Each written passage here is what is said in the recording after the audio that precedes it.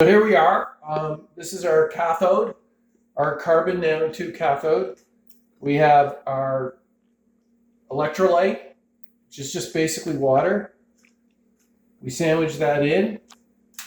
We use basically just tap water. And then this is our anode. And here we are.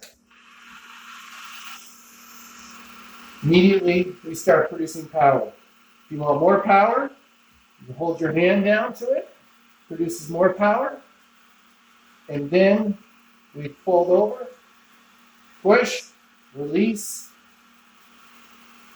take off, stops, put back on, starts, take off, stops, put back on, starts. More power, more pressure.